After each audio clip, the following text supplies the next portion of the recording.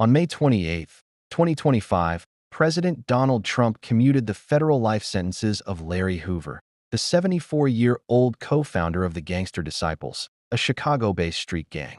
Hoover had been serving 6 life terms at ADX Florence, a federal supermax prison in Colorado, following his 1997 conviction on charges including drug conspiracy, extortion, and operating a criminal enterprise from prison.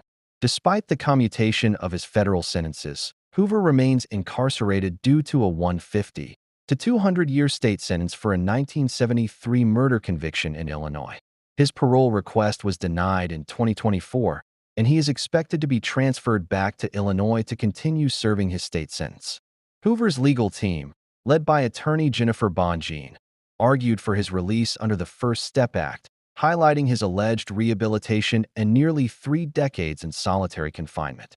Their efforts were bolstered by public advocacy, including a 2021 benefit concert headlined by Kanye West and Drake. The commutation has sparked controversy.